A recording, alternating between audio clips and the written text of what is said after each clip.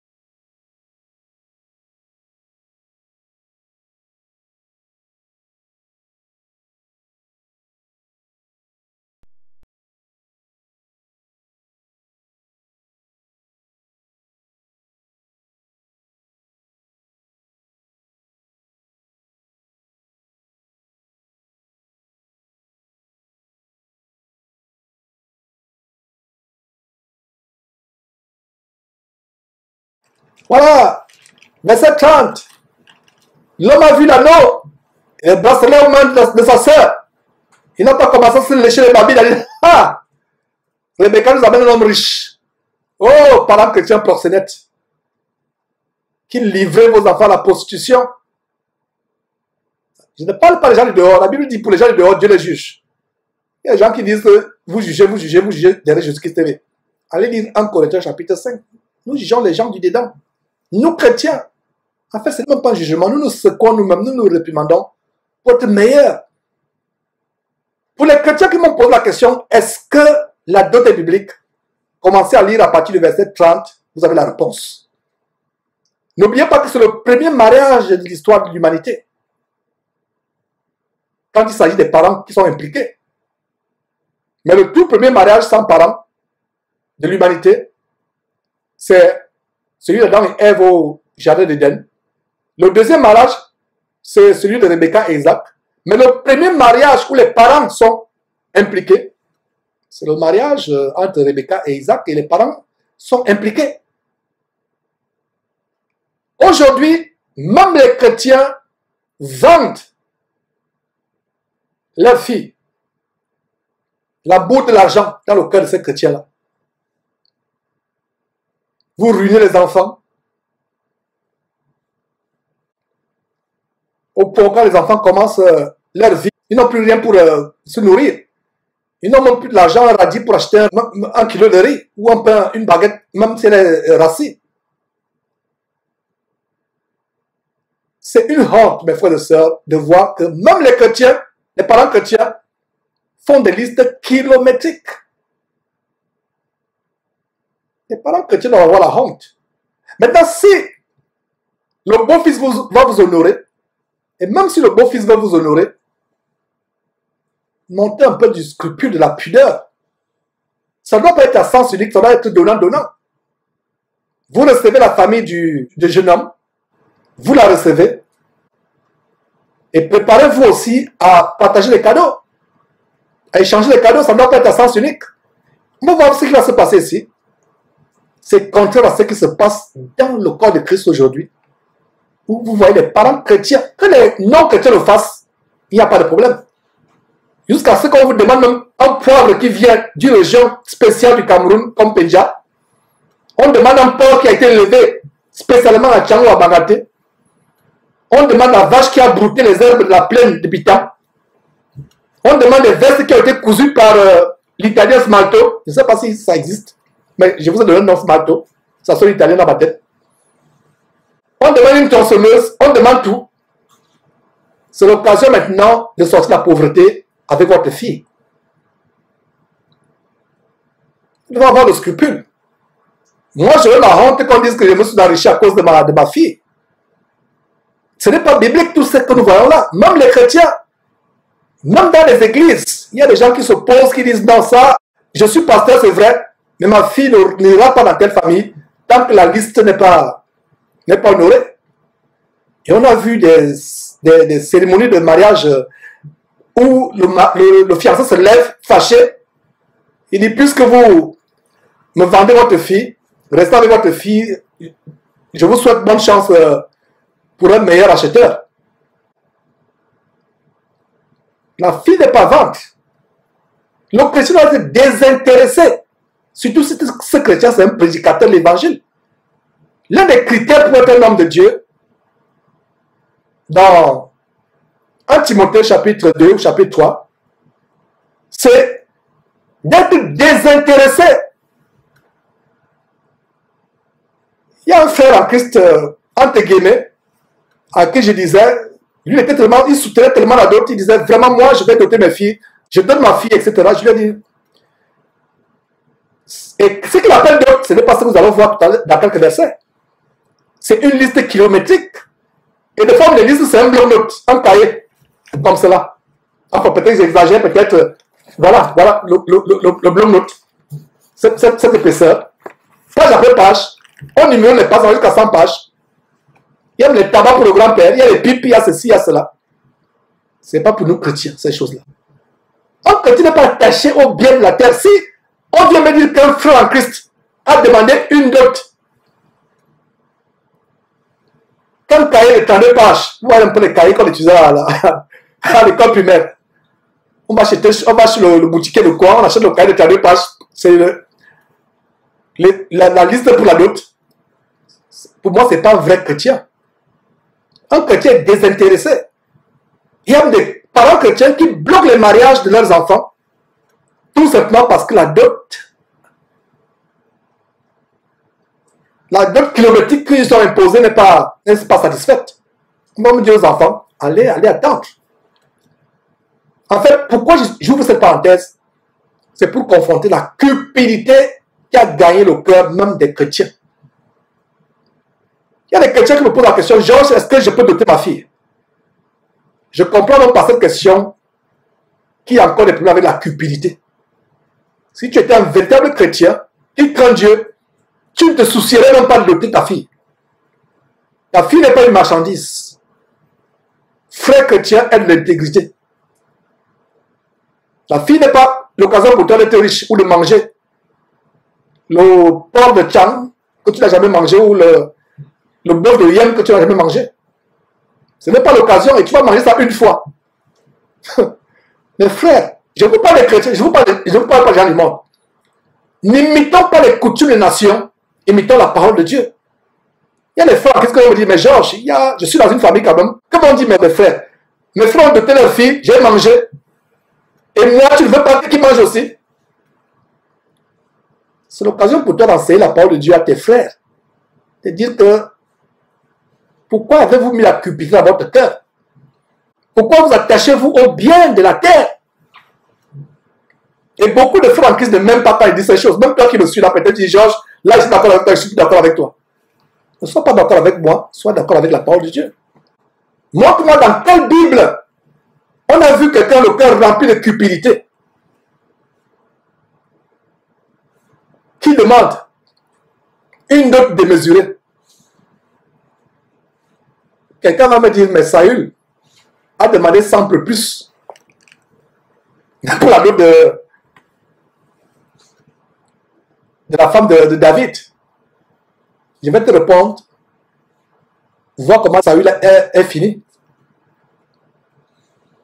Donc tu veux imiter Saül, imite aussi Saül jusqu'à la fin, qui est parti invoquer une magicienne pour lui faire paraître du séjour des morts le cadavre de Samuel. Tu vas imiter Samuel, imite Samuel jusqu'au bout. Imite Samuel jusqu'au bout, imite Samuel jusqu'au bout. Il y a une question d'une sœur. Selon les coutumes africaines, les oncles prennent des décisions concernant la dot de la nièce. Très bonne question. C'est là où les parents chrétiens doivent prendre position dans leur famille. Même si on vous déteste, il n'y a pas de problème. Il y a mes frères au Cameroun, peut-être qu'ils écoutent cette émission en direct ou en différé, ils l'écouteront plus tard. Il dit, chers frères du Cameroun, mes filles ne seront jamais dotées. Je vous le dis déjà clairement. Donc, ne dites pas que j'ai mangé la dot de votre fille. Et si vous allez même à la dot des filles de vos frères, amenez des cadeaux pour qu'ils ne disent pas que vous avez mangé les dots gratuitement. C'est vous qui amenez maintenant les cadeaux. Ma nièce se marie, oh quelle joie qu'elle se marie, amène les cadeaux. Là, ils ne vont pas dire que Georges, tu es venu manger notre cochon de Tchang. Nous, on va manger le cochon de ta fille. Mes filles, si c'est la volonté de Dieu qu'elles se marient, ne seront jamais dotées. Pourquoi? Parce que nous devons montrer aux incroyants notre intégrité dans la parole de Dieu. Et c'est l'occasion pour nous de leur prêcher la parole de Dieu. Dans cette histoire de dot, faites attention. Il y a une question de Clément Oquet.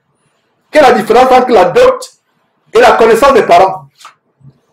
Encore cela, c'est la tradition des parents. Nous sommes pas en train il y a la tradition des hommes.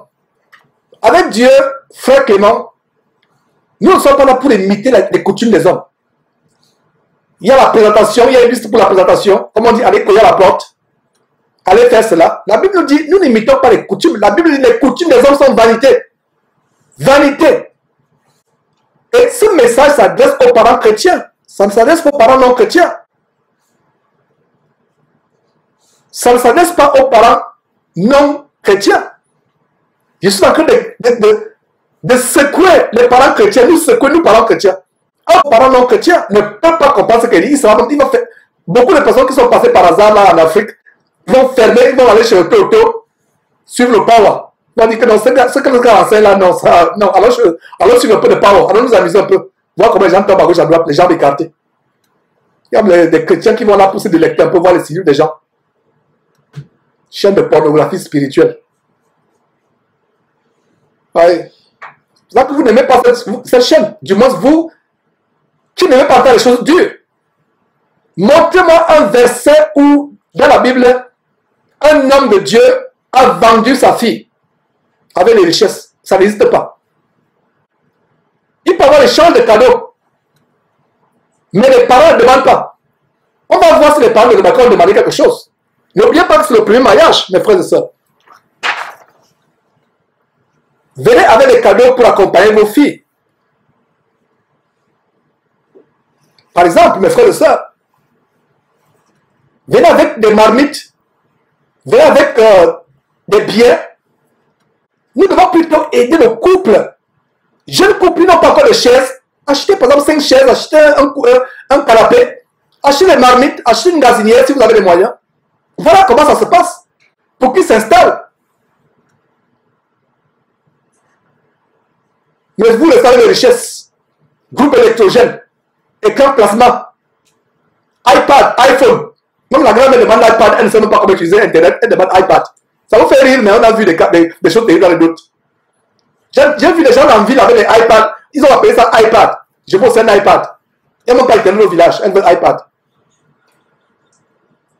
Les enfants s'appauvrissent, vous restez avec toute la richesse dans la maison, et ils vont se marier. Chrétien, tu dois avoir honte si tu fais de telles choses. Toi et ton épouse, vous avez fait votre vie. Vous savez, même si vous n'êtes pas riche, vous avez du moins une chaise dans la maison, une marmite. Les enfants vont se marier. Laissez-les aller se marier.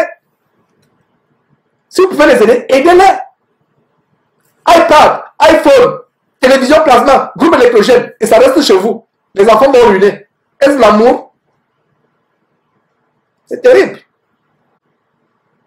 Nous, chrétiens, ne devons pas avoir part à ces choses. Nous ne devons pas avoir part à ces choses. Donc, la question du frère Clément, des présentations, la dot, aller courir la porte, le mariage, c'est un homme et une femme qui décident de vivre comme mari et femme avec l'approbation des parents. Et la dot est symbolique. Et les parents chrétiens, ce n'est pas eux de demander la dot. Un parent chrétien qui craint Dieu ne demandera pas la dot. Il ne demande pas la dot. On va voir si les parents de Rebecca ont demandé la dot. Voilà notre exemple.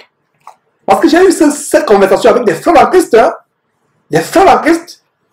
Apparemment, vous connaissez qui sont matures dans la parole de Dieu. Mais à un moment, vous rendez compte que il y a un problème. Ils ont encore l'attachement dans le monde. J'ai eu cette conversation avec des frères. C'est pour ça que j'insiste.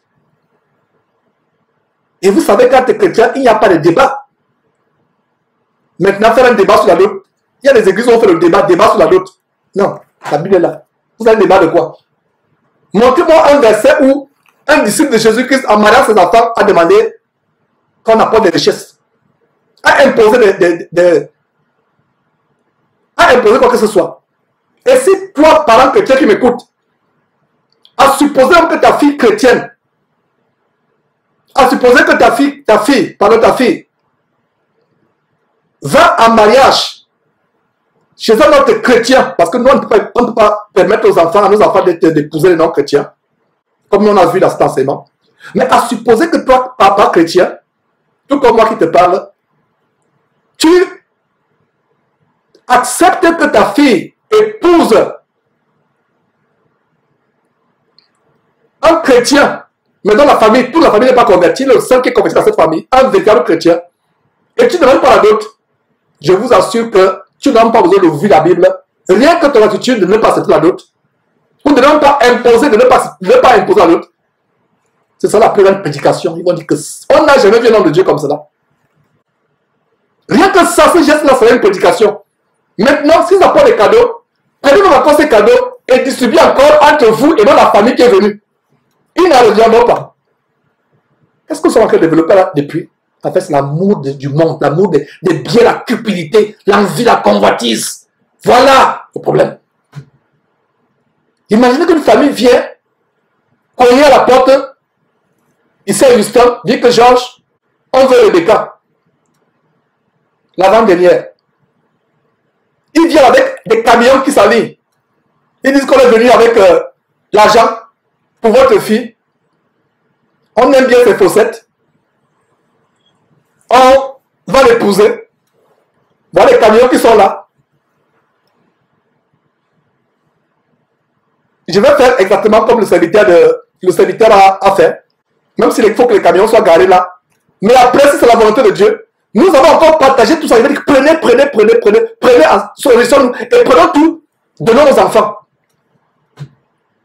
Voilà. Donnons aux enfants. Et il y a Béji Bengan, qui est salué au nom de Jésus-Christ, qui nous donne un verset sur YouTube.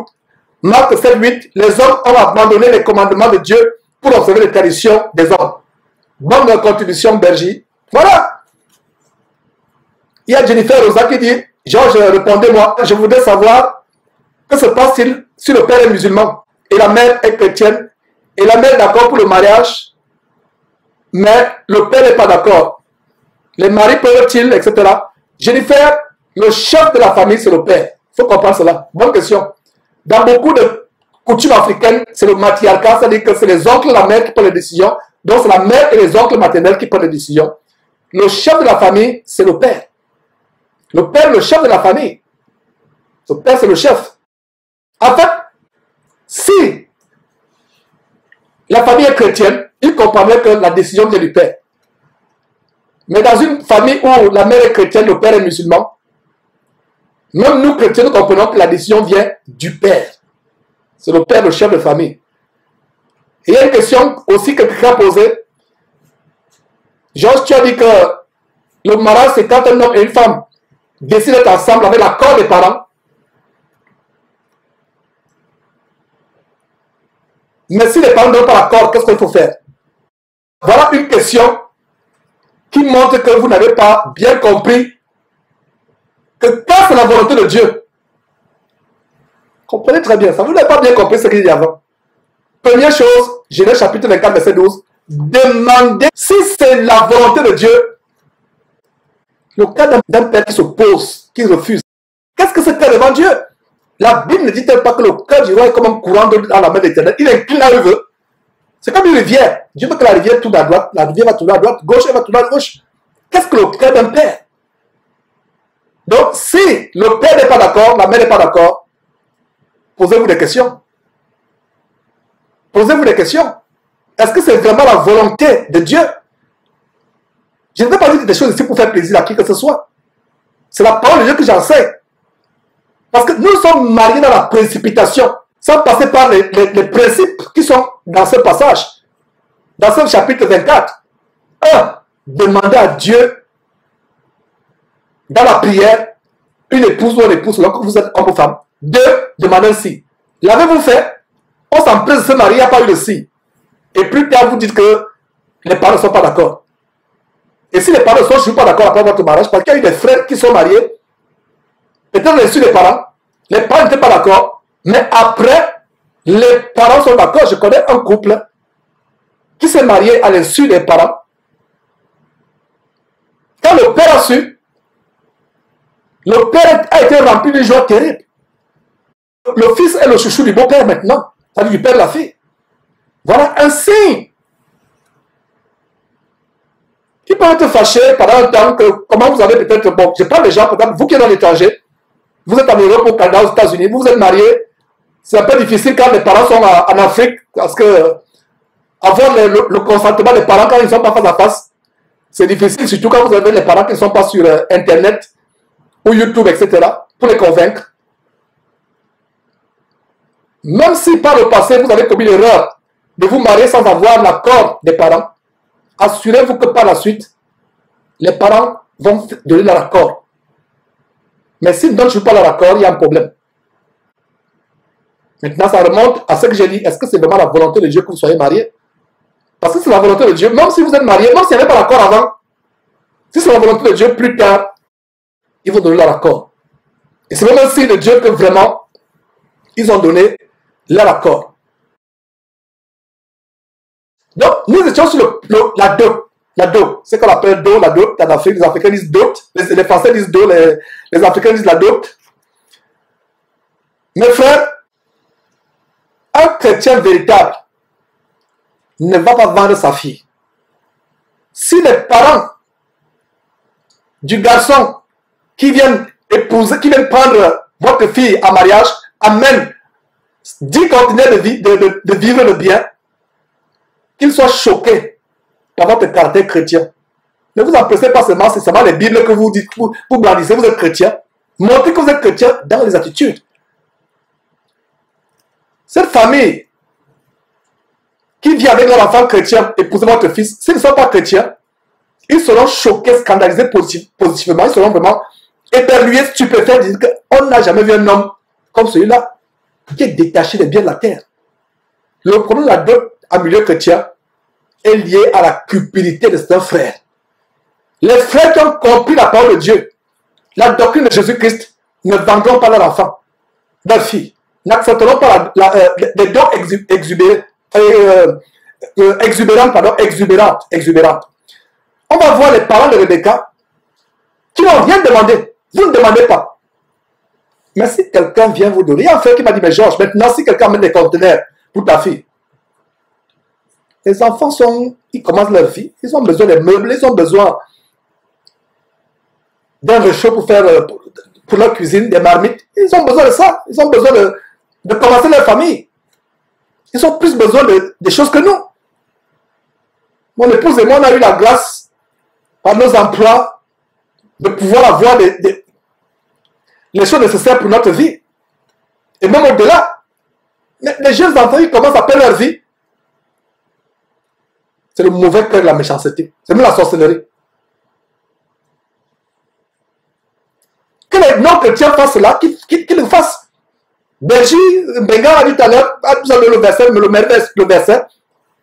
Marc tout à l'heure, Marc chapitre 7, verset 8, qui dit, les hommes abandonnent les commandements de Dieu pour observer les traditions des hommes. N'imitons pas les traditions des hommes. Un véritable chrétien ne va pas imposer la dot. Mais il y a des chrétiens et même des pasteurs qui sont là, conseil de famille, au milieu. Il a oublié la Bible. La Bible est sur la chaise. Il est là. Il a non, même pas sur la chaise, il a laissé la maison. C'est lui maintenant dans le conseil de famille. La ruse dans le cœur, il dit, ah, vous savez, mon fils, moi, je ne parle pas. Je suis pasteur, c'est vrai, mais je ne parle pas. Chez nous, c'est les parents de ma mère de ma femme qui vont parler. Il le biffe subitement qu'il est pasteur. Ça, c'est la ruse. Non, c'est pas la ruse, c'est l'amour du monde.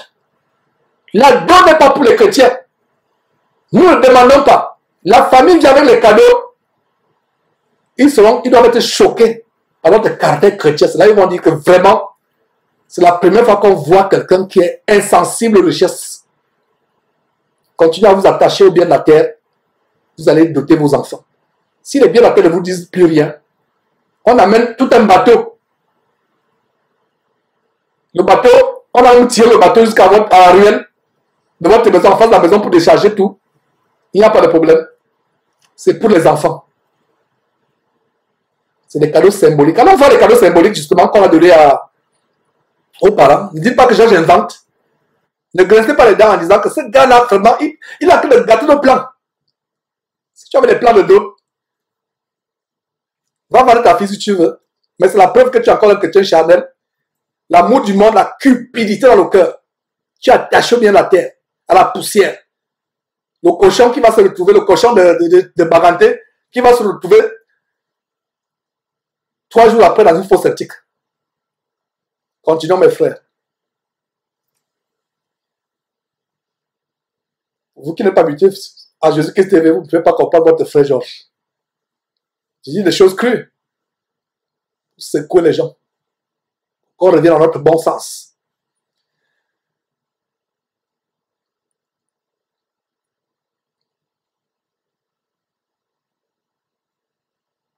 Nous étions à quel verset? Je suis perdu un peu là. Verset 37, c'est ça? Verset 30. Voilà. Donc, Laban avait vu l'anneau. Et Laban avait... On va voir comment Laban va vouloir tricher Jacob. Malgré le fait que Laban avait dans le cœur de vouloir abuser les gens. Mais même là, il comprend que non. Ça, c'est le mariage, ça n'a rien à voir. C'est vrai que plus tard, il y a des gens qui vont me dire, mais Georges, Laban a imposé une terrible dot à Joseph, à Jacob. Pendant 14 ans, Jacob sera à son service. 7 ans pour Rachel, 7 ans pour Léa. Il y a des gens qui vont me dire. Mais plus tard, vous allez voir que Laban avait aussi des gris-gris pour invoquer ses dieux, c'était la fin. Vous avez déjà la réponse, n'est-ce pas? Donc Laban n'était pas dans la volonté de Dieu. Donc n'imitez pas les gens qui ont des téraphins sur lesquels ils invoquent des divinités étrangères. C'est les gens comme ça que vous voulez imiter. Imitez Abraham. Et vous comprenez que le mariage entre Rebecca et Isaac était un mariage selon Dieu. Parce que Laban, qui plus tard impose 14 ans de servitude à Jacob, 7 ans pour Léa, 7 ans pour Rachel, c'est Laban ici, n'impose rien. Est-ce que vous comprenez, mes frères et sœurs? Quand le mariage est approuvé par Dieu, selon les voies de Dieu, vous allez même dans une famille, la famille ne vous demande rien. Maintenant, c'est à vous d'honorer les parents. Mais il y a des chrétiens là qui sont chiches. Comment dire au Cameroun? Chiche, qui veut dire égoïste. Oui, égoïste, effectivement, qui vont dire ah, Georges, c'est bien ce que tu dis, donc je n'ai même plus besoin de sortir l'argent pour aller honorer mes beaux-parents. Non.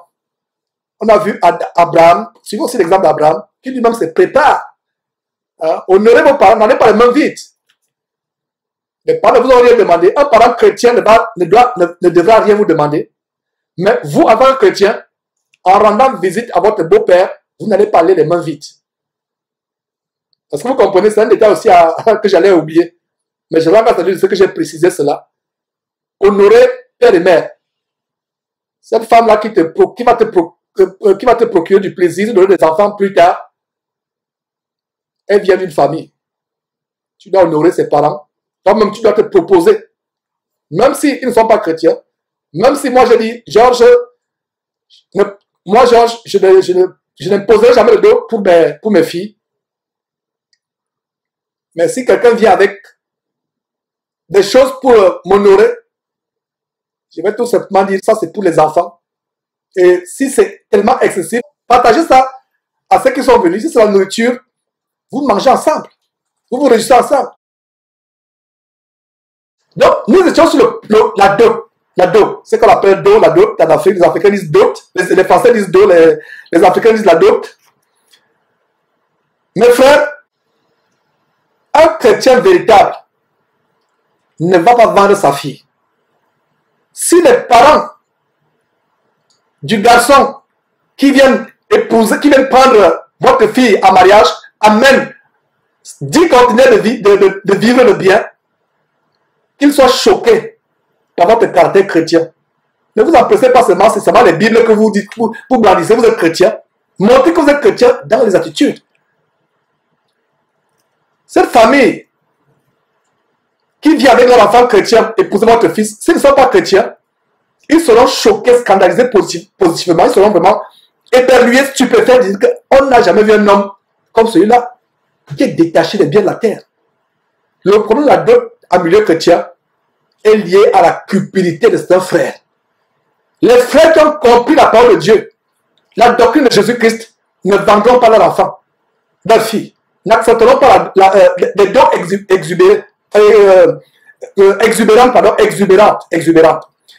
On va voir les parents de Rebecca qui n'ont rien demandé. Vous ne demandez pas. Mais si quelqu'un vient vous donner, il y a un frère qui m'a dit, mais Georges, maintenant si quelqu'un met des conteneurs pour ta fille, les enfants ils commencent leur vie, ils ont besoin des meubles, ils ont besoin d'un réchaud pour leur cuisine, des marmites, ils ont besoin de ça, ils ont besoin de commencer leur famille. Ils ont plus besoin des choses que nous. Mon épouse et moi, on a eu la grâce, par nos emplois, de pouvoir avoir les choses nécessaires pour notre vie. Et même au-delà, les jeunes enfants, ils commencent à perdre leur vie. C'est le mauvais cœur de la méchanceté. C'est même la sorcellerie. Que les non-chrétiens fassent cela, qu'ils le fassent. Benji, Benga a dit tout à l'heure, vous avez le verset de Marc tout à l'heure, Marc chapitre 7, verset 8, qui dit, les hommes abandonnent les commandements de Dieu pour observer les traditions des hommes. N'imitons pas les traditions des hommes. Un véritable chrétien ne va pas imposer la dos. Mais il y a des chrétiens, et même des pasteurs, qui sont là, conseil de famille, au milieu. Il a oublié la Bible. La Bible est sous la chaise. Il est là. Il a, non, même pas sur la chaise, il a laissé la maison. C'est lui maintenant dans le conseil de famille. La ruse dans le cœur, il dit, ah, vous savez, mon fils, moi, je ne parle pas. Je suis pasteur, c'est vrai, mais je ne parle pas. Chez nous, c'est les parents de ma mère de ma femme qui vont parler. Il le briefe subitement qu'il est pasteur. Ça, c'est la ruse. Non, c'est pas la ruse, c'est l'amour du monde. La don n'est pas pour les chrétiens. Nous ne demandons pas. La famille vient avec les cadeaux. Ils doivent être choqués par notre caractère chrétien. C'est là ils vont dire que vraiment, c'est la première fois qu'on voit quelqu'un qui est insensible aux richesses.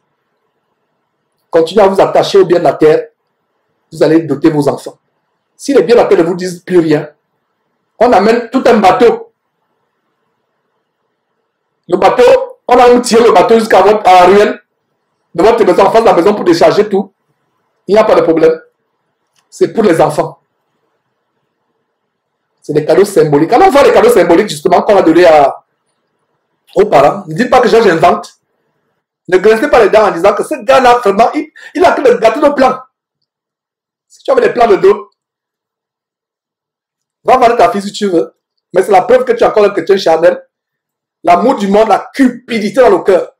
Tu attaches bien la terre, à la poussière. Le cochon qui va se retrouver, le cochon de Baganté, qui va se retrouver 3 jours après dans une fosse septique. Continuons mes frères. Vous qui n'êtes pas habitués à Jésus-Christ TV, vous ne pouvez pas comprendre votre frère Georges. Je dis des choses crues. C'est quoi les gens? Qu'on revient dans notre bon sens.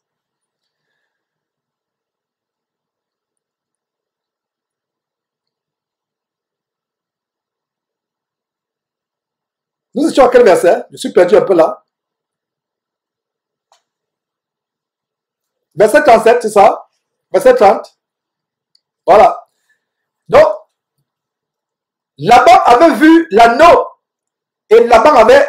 On va voir comment Laban va vouloir tricher Jacob. Malgré le fait que Laban avait dans le cœur de vouloir abuser les gens. Mais même là, il comprend que non. Ça, c'est le mariage, ça n'a rien à voir. C'est vrai que plus tard, il y a des gens qui vont me dire, mais Georges, Laban a imposé une terrible dot à Joseph, à Jacob. Pendant 14 ans, Jacob sera à son service. 7 ans pour Rachel, 7 ans pour Léa. Il y a des gens qui vont me dire. Mais plus tard, vous allez voir que Laban avait aussi des gris-gris pour invoquer ses dieux, c'était la fin. Vous avez déjà la réponse, n'est-ce pas? Donc Laban n'était pas dans la volonté de Dieu.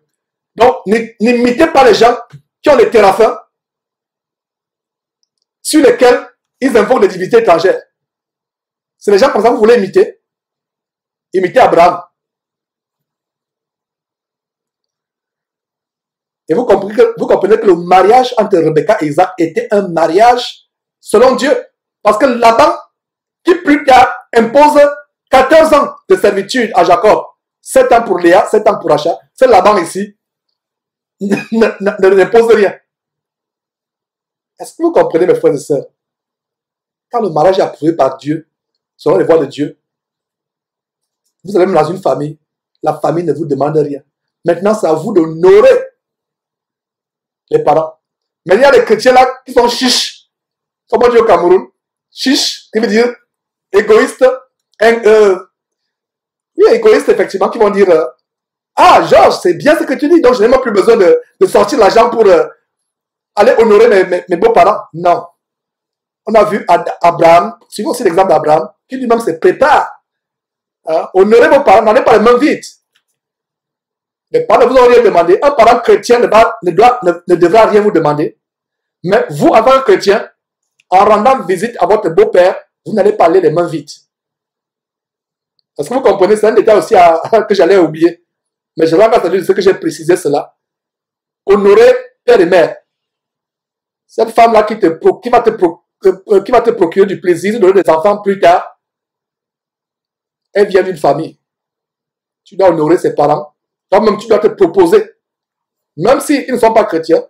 Même si moi, je dis, Georges, je n'imposerai jamais le dos pour mes filles. Mais si quelqu'un vient avec des choses pour m'honorer, je vais tout simplement dire, ça c'est pour les enfants. Et si c'est tellement excessif, partagez ça à ceux qui sont venus. Si c'est la nourriture, vous mangez ensemble. Vous vous réjouissez ensemble. Mes frères et sœurs, il y a même des parents qui mettent le mariage en suspens. Ils prennent le mariage en otage. Ils disent que tant que la robe qu'on a demandé, la télévision qu'on a demandé, le groupe d'électricien qu'on a demandé n'est pas encore acheté, nous mettons en suspens. Le mariage est pris en otage. C'est comme cela qui n'a pas quelqu'un, on demande la rançon, venez payer avant qu'on libère. Donc le mariage est devenu une rançon, on kidnappe le mariage, on dit venez d'abord payer, on met en suspens. Mes frères et sœurs, ça c'est pas pour nous les chrétiens. En fait, pour le monde, c'est ok. C'est ok, c'est leur coutume, c'est leur coutume. Nous, quand notre coutume aujourd'hui, c'est la Bible notre coutume. Est-ce que vous comprenez, chers chrétiens, que la coutume devient ta Bible? La Bible devient ta coutume. Voilà, c'est simple. Maintenant, si vous ne comprenez pas que la Bible est votre coutume, allez embrasser les coutumes des hommes et vous serez dessus. Épousez des véritables chrétiennes ou chrétiens selon que vous êtes homme ou femme. N'épousez pas une femme musulmane. Vous aurez les coutumes de cette femme musulmane. Et pour des enfants qui sont véritables chrétiens, mais venant des familles où les parents ne sont pas chrétiens, c'est encore beaucoup plus compliqué. Il y a eu des cas où les chrétiens témoignent, disent que vraiment, on a imploré les parents, on leur a dit que nous sommes chrétiens, nous aimerons que les cérémonies où les gens dansent, où les gens font des invocations aux divinités, aux défunts. Il y a des mariages où, avant de commencer à boire, on prend une damigeane de vin de 2 litres de vin rouge ou de vin de palme, on commence à verser pour les gens qui sont morts. Et vous êtes chrétien, vous assistez à ces choses-là. C'est que c'est toute cette tradition-là, et beaucoup de chrétiens vraiment assistent à cette tradition. Moi, ça me ferait mal d'assister à un mariage où je suis en train de me marier quand je n'étais pas encore marié, et on a fait verser le vin à la coupe pour les morts qui sont morts dans la famille. Pour qui meurent d'abord avant nous. Je serais peut-être sur le point de déchirer mes habits et de sortir en courant. À un moment, votre intégrité dans la foi, votre fermeté doit montrer, amener les parents à comprendre qu'avec vous, il faut bien respecter votre foi chrétienne. Et là, j'évoque un peu le côté des cérémonies. Je vais évoquer plus tard, en profondeur plus tard, plaise à Dieu. Mais ces cérémonies rituelles, il y a des danses d'invocation aux divinités des parents, des danses d'invocation aux morts. Et vous assistez à ces choses, c'est dangereux, c'est grave. Donc, avant le mariage, si le fiancé et la fiancée sont des chrétiens, je pense qu'il faudrait d'abord prier Dieu véritablement et rencontrer vos parents et leur dire que vous êtes chrétien et vous n'aimerez pas qu'on associe les choses païennes, des rituels ésotériques dans votre mariage. Et c'est compliqué parce que les parents vont vous dire que vous êtes chrétien, mais nous avons une famille et la famille élargie. Et si vous êtes encore en Afrique, c'est beaucoup plus grave. Heureux êtes-vous, vous qui êtes européens ou américains. Parce qu'en Afrique encore, c'est grave. On n'épouse pas seulement quelqu'un, c'est toute sa famille que vous épousez. Et non seulement la famille, c'est les traditions que vous épousez. Ça devient beaucoup plus compliqué. Ça devient beaucoup plus compliqué. Je ne sais pas si on peut continuer, s'il y a les questions. Je vais...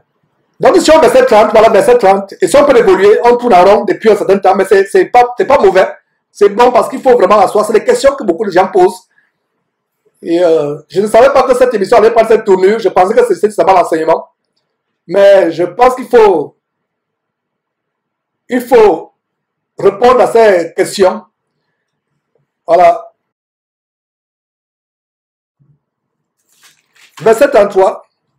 Puis, il lui servit à manger et dit, je ne mangerai point avant d'avoir dit ce que j'ai à dire, dit Laban. Verset 34. Alors il dit, je suis serviteur d'Abraham. L'Éternel a comblé de bénédictions mon Seigneur qui est devenu puissant. Ah, c'est un parent chrétien. Ah, il est puissant. Ah, la donne là sera. Ce n'est pas un cahier de 32 pages.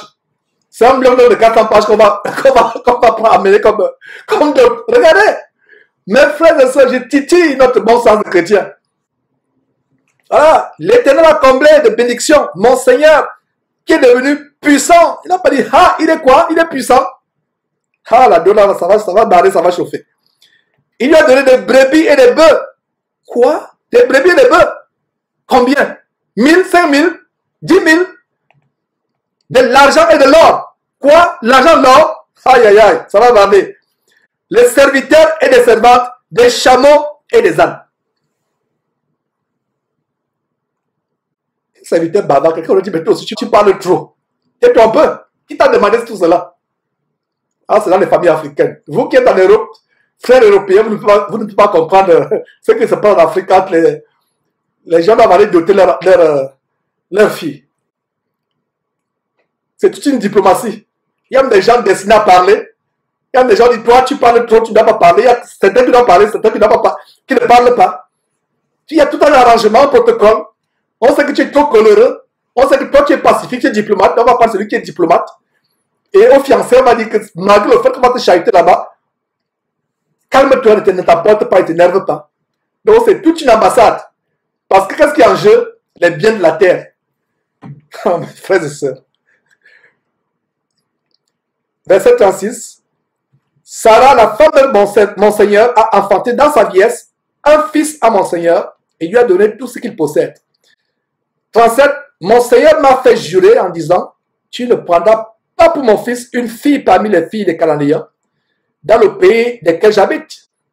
Verset 38. Donc il reprend tout simplement ce qui s'est passé. Mais tu iras dans la maison de mon père et de ma famille pour prendre une femme pour mon fils. Verset 39. J'ai dit à mon Seigneur, peut-être la femme ne voudra-t-elle pas me suivre. Verset 40. Et il m'a répondu, l'Éternel devant qui j'ai marché enverra son ange avec toi. Donc, il n'a oublié rien de tout ce que son Seigneur lui a dit. C'est comme s'il avait mémorisé mot après mot. Mes frères, pas comme si c'était... Il avait mémorisé mot après mot tout ce qu'Abraham lui a dit. Et il répète, quel serviteur fidèle. Sommes-nous arrivés à ce niveau de mémoriser la parole de Dieu, les commandements de Dieu? Le défi est tellement grand. Venant d'un serviteur d'Abraham, pas Abraham lui-même, mais son serviteur. Et il m'a répondu, l'Éternel devant qui j'ai marché enverra son ange avec toi et fera réussir ton voyage et tu prendras pour mon fils une femme de la famille et de la maison de mon père. Verset 41.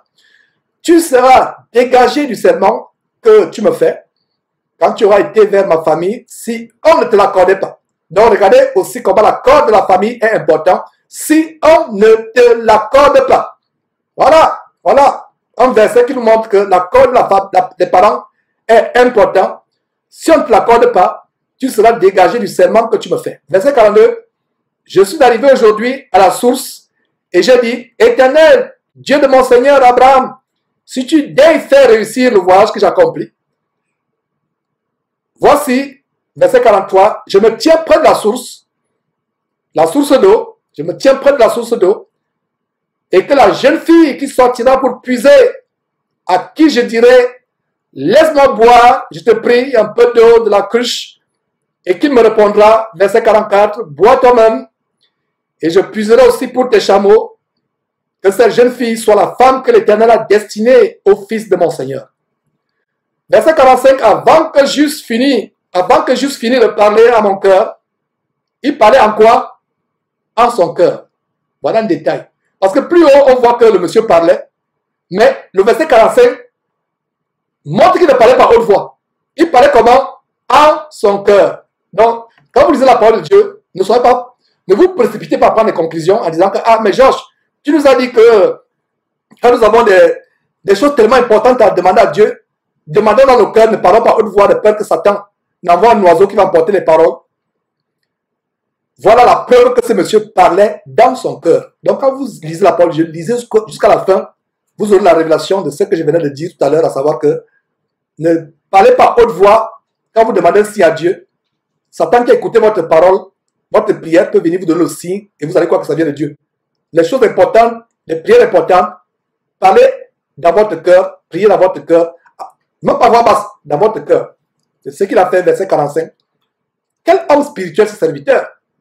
Avant que j'eusse fini de parler à mon cœur, voici Rebecca est sortie, sa cruche sur l'épaule, elle est descendue à la source et a puisé. Et je lui ai dit, donne-moi à boire, je te prie. Verset 46, elle s'est empressée d'abaisser sa cruche de dessus de son épaule. Et elle a dit, bois, et je donnerai aussi à boire à tes chameaux. J'ai bu, et elle a aussi donné à boire à mes chameaux.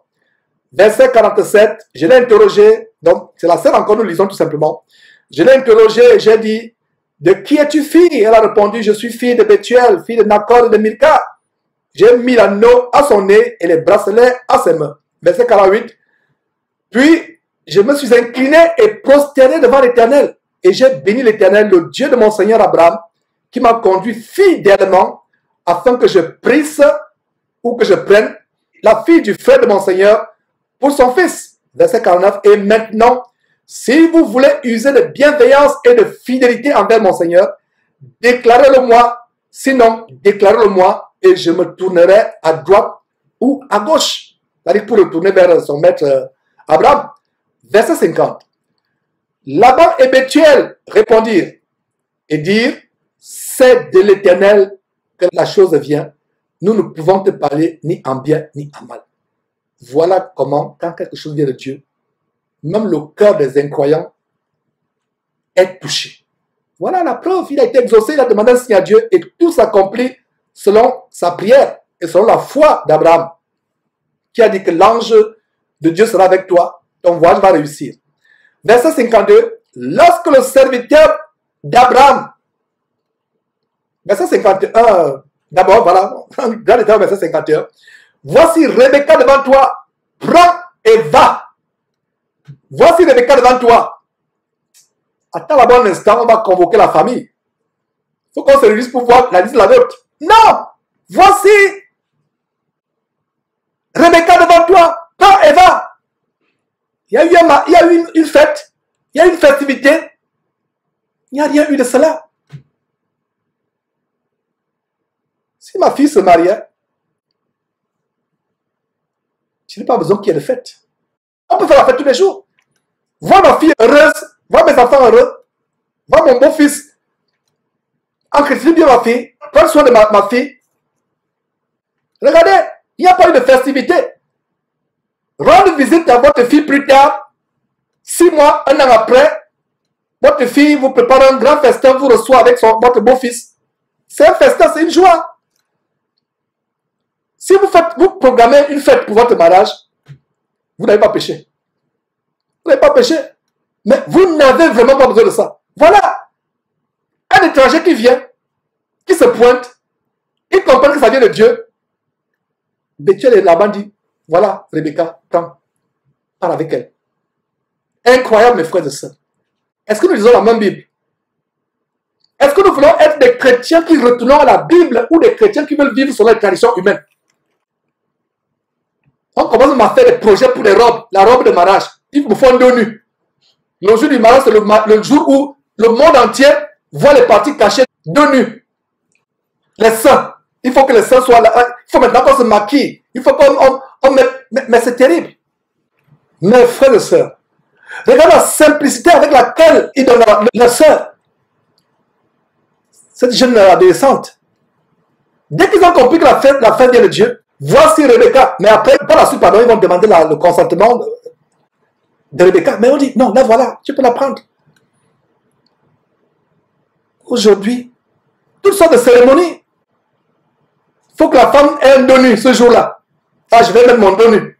Il faut que les gens voient bien mon dos nu là, mes seins qu'on voit. Tu montres les seins à tout le monde. Allez voir les mariages des chrétiens il y a 50 ans, les mariages des chrétiens aujourd'hui. Je parle des chrétiens. Depuis qu'on a commencé cette émission, je ne m'adresse pas aux musulmans, aux non-chrétiens, aux bouddhistes, aux athées. Cette émission est pour les chrétiens. C'est terrible. C'est là où le jour là, il faut que vraiment j'ai une manicure spéciale aux ongles, des faux ongles. Vous vous mariez. Regardez comment la télévision influence même les chrétiens. Regardez, simple. Lorsque le serviteur lui a entendu ces paroles, le verset 51 d'abord, voici Rebecca devant toi, prends et va. Prends et va. Quelqu'un vient à des centaines de kilomètres, vous ne connaissez pas l'étranger, dit prends, va. Et qu'elle soit la femme du fils de ton Seigneur, comme l'Éternel t'a dit. Verset 52. On ne verra pas par la suite, pardon. On ne verra pas par la suite qu'ils ont appelé les gens du quartier, commencé à taper les tam-tams, les balafons ou mettre la musique pour venir manger. C'était tellement simple. Le but de cet enseignement aussi, mes frères et sœurs, c'est pour nous amener, nous chrétiens, à nous débarrasser du monde. Beaucoup de choses que je dis aujourd'hui sont scandalisantes pour les chrétiens qui ont du mal à se séparer des traditions et des coutumes du monde. Mais pour un chrétien qui suit la parole de Dieu, il n'y a pas de problème. Regardez, voici Rebecca devant toi. Le premier mariage de l'humanité qui implique les familles. Voilà comment il se passe. Frères chrétiens, sœurs chrétiennes, voilà comment le mariage se passe. Si tu veux faire le mariage de tes enfants. Même les mariages chrétiens, il y a quelques années, ici à Houston, j'ai été invité à un mariage de chrétiens. Les parents du côté de la fille et du côté du père sont chrétiens. Mais il n'y avait rien de chrétien. Depuis l'organisation jusqu'à la soirée. On fait semblant de mettre des musiques religieuses. Après, c'est toutes sortes de... permettez-moi l'expression de saloperie. Musicales et autres. On fait plaisir aux amis du monde. Pour nous, chrétiens, on n'a plus des amis. Il n'y en a pas de dire que mes collègues ou mes amis ou les gens de la famille. Non. Les gens de ma famille savent que je suis radical en Christ Jésus. Ils ne peuvent même pas s'amuser avec moi. Ils savent que je suis radical. Même au décès de ma mère il y a quelques mois, environ 6 mois quand ma mère est décédée, j'ai eu une confrontation avec ma soeur, mais elle a compris que ce frère-là, lui, c'est un vendu à Jésus-Christ. Le cercle doit être ceci, la robe doit être cela, il faut y ait un chapeau. Je lui ai fait un cours biblique ce jour-là. Elle a regretté de m'avoir appelé. On a fait ceci. La banderole doit être ceci. On parle aujourd'hui de dons. Les adieux plus tard, on parlera aussi des funérailles des chrétiens. Il faut une banderole. Il faut ceci, il faut cela. Le tape à l'œil. Un chrétien ne fait pas le tape à l'œil. Même les musulmans nous dépassent. Quand tu meurs, c'est fini. Tu meurs, c'est fini. Qu'est-ce qu'il y a? Moi, Georges, parmi l'équipe de Jésus qui est avec qui actuellement au studio, il y a mon épouse qui est à côté, qui entend, qui suit depuis le studio. Si c'est moi qui la dévance, il n'y a pas cette cérémonie-là. Il n'y a rien. C'est tout. Même avec un grand enveloppe, c'est fini. Ce que j'attends le retour de Jésus-Christ. La veste là, elle ne sera pas sur mon corps. Ma chère épouse, tu es au studio, tu m'entends. Non, pas de veste. Emballé avec un drap, on t'enterre, c'est fini. Quelqu'un a fait ceci, quelqu'un a fait cela, toutes sortes. Et il faut d'abord que je mette mes parents en garde. Il ne faut pas que ma femme, si c'est moi qui la dévance, si c'est moi qui la dévance, tant que Jésus-Christ, si Jésus-Christ ne devient pas chrétien, si c'est moi qui la dévance, qu'on la fasse pas souffrir. C'est pour ça que ces choses, c'est mieux de mettre ça par écrit que ne tentez pas d'embêter mon épouse si c'est moi qui la précède. Ne l'embêtez pas. Les traditions, ceci, traditions, cela. On m'a dit que c'était un homme important. Hein, c'était une maman importante, on ne va pas faire quand même, sachant ma mère, on va dire que c'était une maman importante. On ne va pas faire un deuil comme c'était, n'est-ce pas, n'importe qui. Attends, vous voyez la vanité. Et j'ai des parents qui sont, j'ai des frères qui sont chrétiens. Ils étaient impliqués à fond la caisse, comme on dit, dans ce deuil. Ils me suivent depuis le Cameroun. Ils savent que je ne badine pas quand il s'agit de ma foi chrétienne. Puissais-je vous communiquer mon radicalisme? C'est pour ça qu'on dit que le gars là, c'est Al-Qaïda pour Christ. Un Al-Qaïda chrétien. Oui, dites tout ce que vous voulez. Al-Qaïda chrétien. Daesh chrétien. Je préfère être intègre. Tout ce que nous développons là, nous prenons des heures pour développer cela. En fait, c'est quoi? Le chrétien aime le monde. Le m'as-tu vu? Regardez le deuil, il y a une photo sur YouTube où quelqu'un a un deuil. Il a, ses mains ont peut-être 5 ou 10 plats. Il a les plats remplis. Et quelqu'un a mis une photo, quelqu'un a mis un commentaire en disant que voilà à quoi ressemble quelqu'un qui va au deuil d'une personne qui est morte lui devant de l'argent. Les deuils, c'est l'occasion de festoyer, l'occasion de toutes sortes d'extravagances. Le Saint-Esprit m'amène avec beaucoup de simplicité de vous exposer ces choses. Beaucoup de personnes vivent ces choses dans les familles. Si c'était que moi, ma mère aurait été enterrée selon le standard que j'ai enseigné, je lui ai enseigné avant qu'elle ne meure. La simplicité, la vie n'est rien. La plus grande chose qui va nous arriver, c'est quand nous ressusciterons des morts et aller à la rencontre de Jésus dans les airs, ayant revêtu un nouveau corps. Ce nouveau corps-là, aucun costume, aucune robe de défunte. C'est même un blasphème de vouloir comparer avec la gloire du corps qu'on aura. Voilà ce à quoi nous languissons. On vous enterre avec les lingots d'or.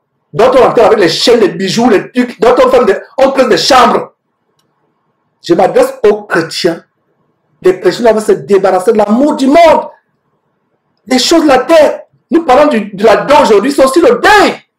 Tout sont des extravagances. Et j'ai des parents chrétiens, mes petits frères, grands frères, grandes sœurs, petites sœurs, sont des chrétiens qui vont dimanche dans leurs assemblées.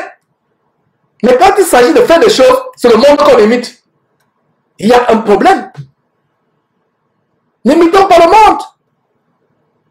Ne vivons pas sur les coutumes du monde. C'est ça qu'on trouve que le gars là, il est bizarre. Qu'est-ce qu'il nous enseigne? Il nous enseigne un évangile nouveau. À partir d'aujourd'hui, chrétien, n'aimez pas les choses du monde. La personne qui est morte est morte. Tout ça, c'est le match vu. Ah, notre fils était quand même un docteur aux États-Unis. On ne va pas l'enterrer n'importe comment. La simplicité. Comment a-t-on enterré le Fils de Dieu après sa mort? Le savez-vous? Emballé dans quoi? Son corps inerte est recouvert en quoi? Un linceul blanc. Linceul, il n'y avait pas une caisse. Il n'y avait rien. Maintenant, si vous voulez votre cercueil, est-ce que vous avez péché? Si vous, d'avance, vous écrivez vos dernières volontés, un beau cercueil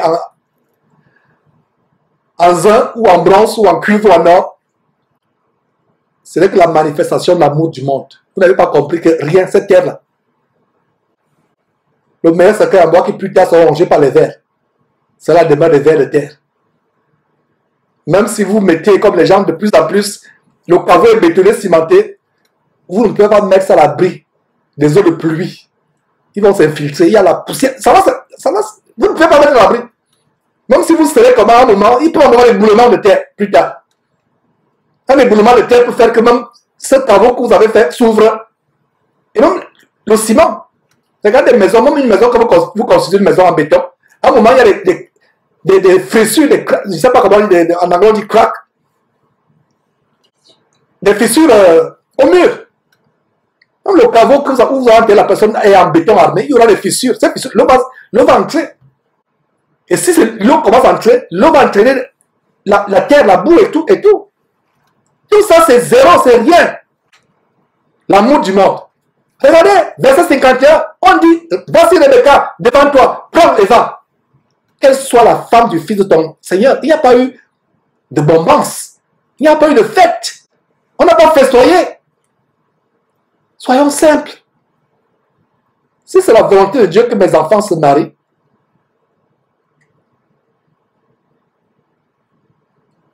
je choquerais même certains chrétiens avec qui nous prions ici à Houston par la simplicité du mariage. Et c'est même pas la première fois qu'on choque les gens, me disent, mais non, là vous exagérez quand même.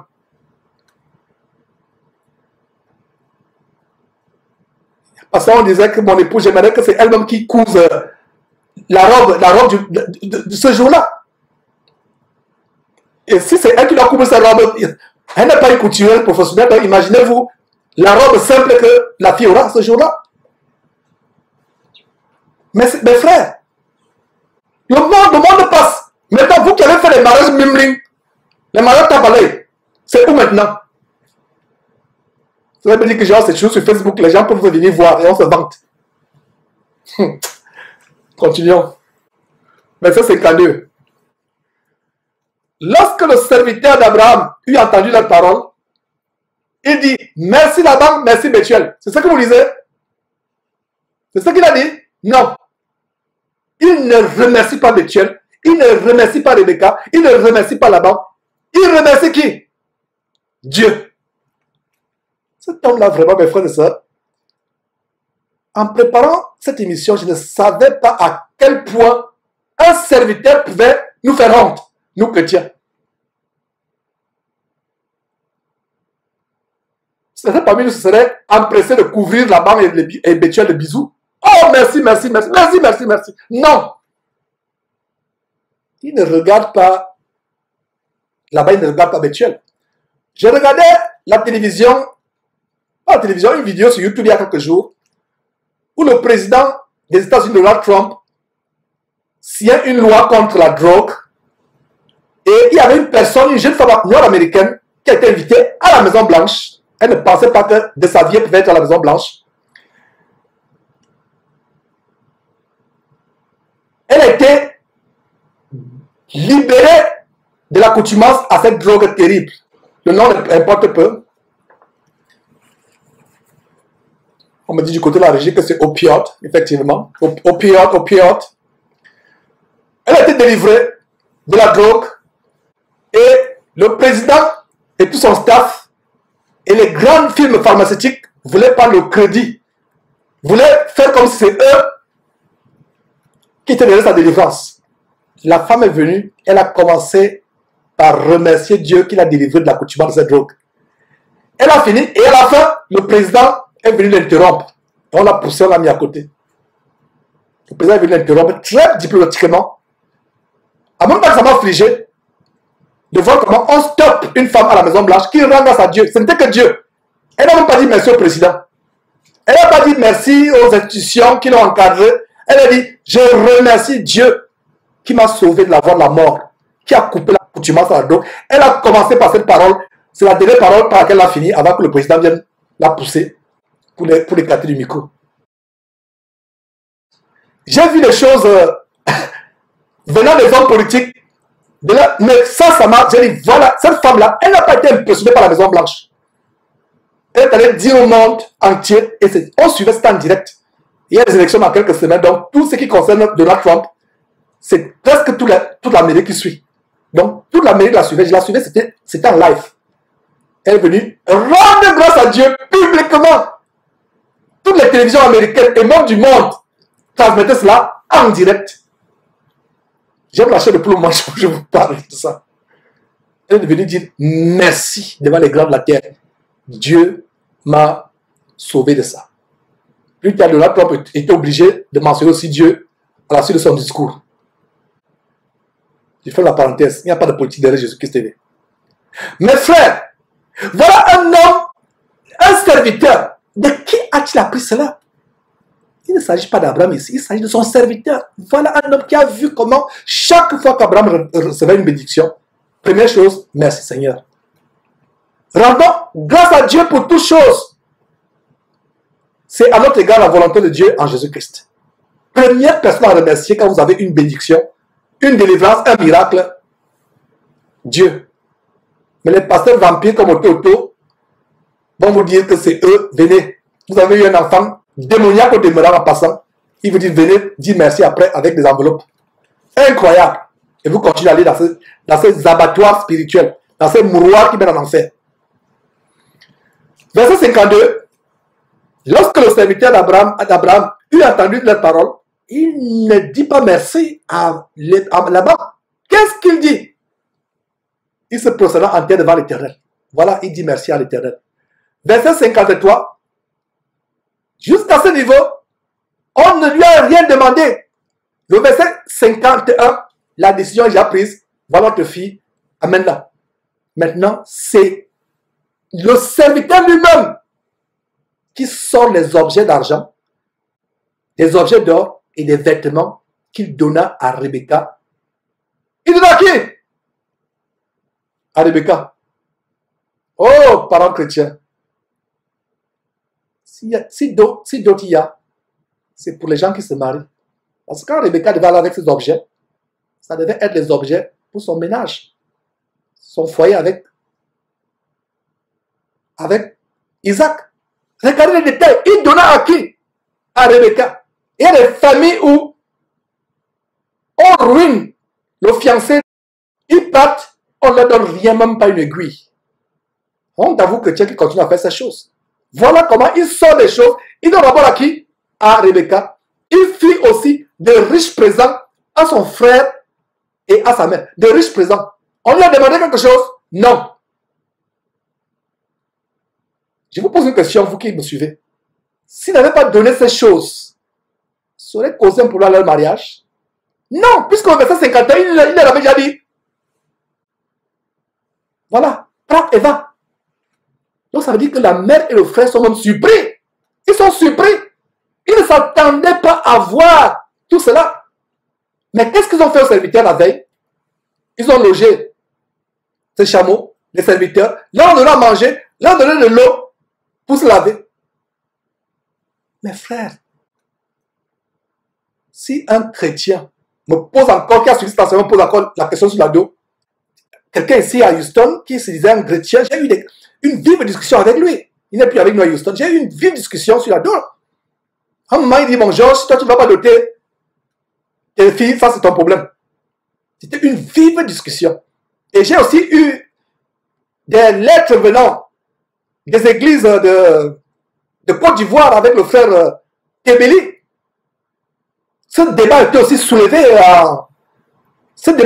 aussi à Abidjan. Les frères d'Abidjan ont écrit par l'entremise du frère Tébéli à l'exemple, disent que mais vraiment frère, nous sommes divisés ici sur le sujet là-dedans. Avons-nous plusieurs Bibles, avons-nous une seule Bible? Voilà la Bible. Voilà la Bible. Et le serviteur sortit des objets d'argent, des objets d'or et des vêtements qu'il donna à Rebecca. Il fit aussi de riches présents à son frère et à sa mère. Verset 54. Après quoi, ils mangèrent et burent. Voilà. Ils mangèrent et burent, lui et les gens qui étaient avec lui. Et quand il dit qu'ils mangeaient et burent, ne me dites pas que Georges, voilà, tu as dit qu'il n'y avait pas de fête. Voilà la fête. Non. Ils étaient dans la maison. Ils ont mangé, ils ont bu. On n'est pas allé chercher un prêtre du coin pour venir d'abord le bénir avant de partir.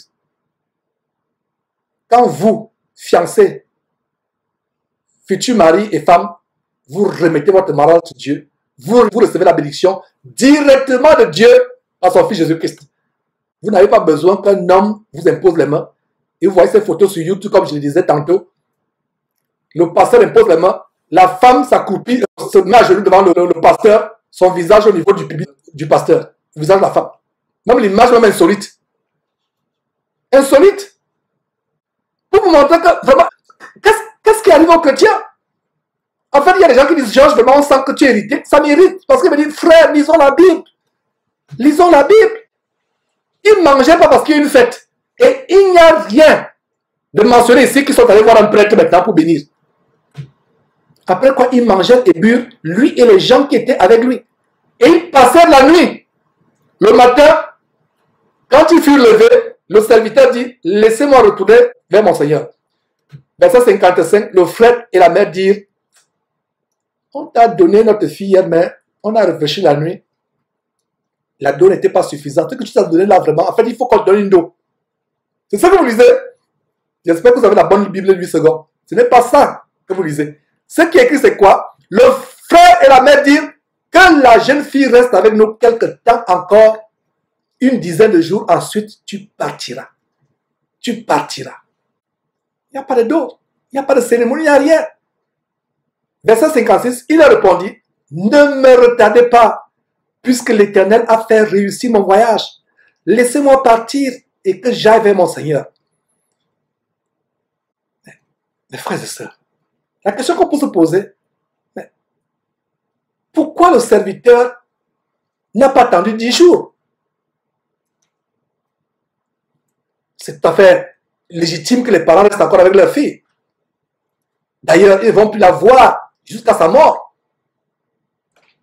Ils ne vont plus la voir. Pourquoi ils ne restent pas 10 jours encore? En raisonnant ainsi, on peut dire que mais, le serviteur aussi, quel empressement, quel zèle. Mais vous allez comprendre que ce zèle n'est pas par hasard. Oh, la régie. Nous avons un problème technique, mes frères et sœurs. Je pense qu'on va l'arranger d'ici un mois, ce problème d'interruption tous les 20 minutes. Il n'y a pas de problème. On va continuer dans quelques secondes.